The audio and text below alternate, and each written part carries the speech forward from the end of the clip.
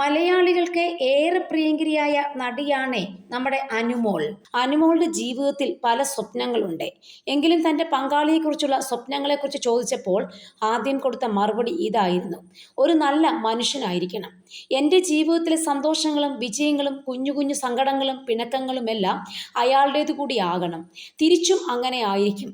ഭർത്താവ് എന്നതിലുപരി ഒരു ബെസ്റ്റ് ഫ്രണ്ട് ഫോർ ലൈഫാണ് എനിക്കിഷ്ടമെന്നാണ് പറയുന്നത്. സ്ത്രീധനം വേണമെന്ന് പറയുന്ന വ്യക്തിയെയോ കുടുംബത്തെയോ അംഗീകരിക്കാനാവില്ല. വിവാഹാലോചന വരുമ്പോൾ തന്നെ ഇത്തരം കാര്യങ്ങൾ അവരോട് തുറന്നു പറയും. പൂർണ്ണമായി ചേർന്ന് നിൽക്കാൻ പറ്റുമെന്ന് തോന്നിയാൽ മാത്രം മുന്നോട്ട് പോയാൽ മതിയല്ലോ എന്നാണ് അനുമോൾ പറയുന്നത്.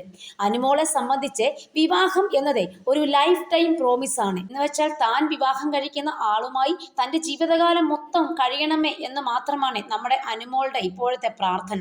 അതിന് തീർച്ചയായിട്ടും അനുമോൾക്ക് വേണ്ടി നമുക്കും പ്രാർത്ഥിക്കാവുന്നതാണ്. അതുപോലെ തന്നെ അങ്ങനെ ഒരു ജീവിതം കിട്ടട്ടെ എന്ന് നമ്മൾ പ്രത്യേകം ആശംസിക്കുകയും ചെയ്യുന്നു. ഇങ്ങനെയൊക്കെ വിവാഹത്തെ സ്വപ്നം കാണുന്ന അനുമോൾ തൻ്റെ വിവാഹം എന്തൊക്കെ ആഘോഷങ്ങളോടുകൂടി ആയിരിക്കണം എന്നും എന്തൊക്കെ പ്ലാൻ ചെയ്യുമെന്നും അനുമോൾ പറയുന്നുണ്ട്.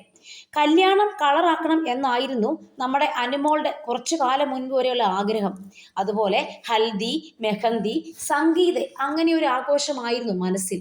പക്വത വന്നതുകൊണ്ടാണോ എന്നറിയുന്നില്ല, ആഡംബര വിവാഹം വേണ്ടെന്നാണ് നമ്മുടെ അനുമോൾ ഇപ്പോൾ പറയുന്നത്.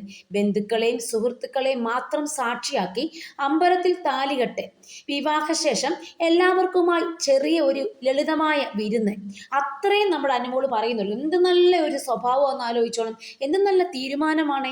വെറുതെ പൈസ ഒന്നും കൊണ്ടുപോയി കളയണ്ടല്ലോ. അതുപോലെ തന്നെ നമ്മളുടെ അനുമോളുടെ ഏറ്റവും വലിയൊരു ആഗ്രഹമായിരുന്നു സ്വന്തമായി വീട് വെക്കുക എന്നുള്ളത്.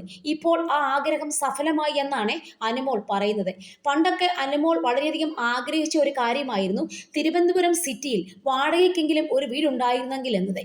ഇപ്പോൾ വാടകയ്ക്കല്ല, സ്വന്തമായിട്ട് നമ്മുടെ അനുമോൾക്ക് വീട് കിട്ടിയേക്കുകയാണ്. ആ ആഗ്രഹം പത്മനാഭസ്വാമിയോട് പ്രാർത്ഥിച്ചതിന് ശേഷം മാത്രമാണ് അനുമോൾക്ക് സാധിച്ചെടുത്തത്. ഇപ്പോൾ വീടിന്റെ പേരിട്ടേക്കുന്നത് ദേവാമൃതം എന്നാണ്. അനുമോളും അനുമോളുടെ ചേച്ചിയായ അഖിലയും കൂടി ചേർന്ന് രണ്ടുപേരും ഒരുമിച്ച് വെച്ച വീടാണിത്.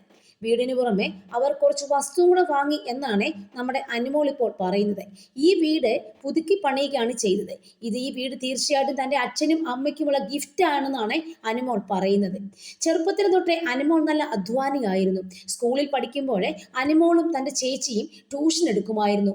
50-100 രൂപയാണ് ഫീസായി കിട്ടുക. അതുകൊണ്ട് അവരുടെ ആവശ്യങ്ങളെല്ലാം നടന്നു പോയിരുന്നു. മിച്ചം ബാക്കി പൈസ സ്വന്തം അമ്മയെ ഏൽപ്പിക്കുമായിരുന്നു. പണം ചെലവാക്കുന്നതിന് മുമ്പേ എല്ലായ്പ്പോഴും 2 വട്ടം അനുമോൾ ആലോചിക്കാറുണ്ടെന്നാണ് പറയുന്നത്. സീരിയലിൽ അഭിനയിച്ചു തുടങ്ങുന്ന കാലത്തും ട്യൂഷൻ എടുത്തിരുന്നു. പിന്നീട് ഇപ്പോൾ സ്റ്റേജ് ഷോകളും സീരിയലും ഒക്കെ ചെയ്യുമ്പോൾ നല്ല ഡ്രസ്സ് വേണം. അന്ന് സ്പോൺസർമാരൊന്നുമില്ല. തുണിയെടുത്ത് തയ്ക്കണമെങ്കിൽ നല്ല തുകയാകും. അതുകൊണ്ട് യൂട്യൂബ് നോക്കി തയ്യൽ പഠിച്ച് തൻ്റെ ഉടുപ്പുകളെല്ലാം തന്നെ തയ്ച്ചുകൊണ്ടാണ് ഇരുന്നെന്നാണ് അനുമോൾ പറയുന്നത്. സീരിയലിലൊക്കെ അഭിനയിക്കുന്നതിനിടെ നമ്മുടെ അനുമോൾക്ക് സിനിമയിലേക്കും ക്ഷണം വന്നിട്ടുണ്ടായിരുന്നു. പക്ഷെ തിരക്ക് കാരണം അനുമോൾക്ക് പോകാൻ സാധിച്ചില്ല. ഇപ്പോൾ അനുമോൾ ആലോചിക്കുമായിരുന്നു ആ അവസരം ഉപയോഗിച്ചാൽ മതിയെന്ന്.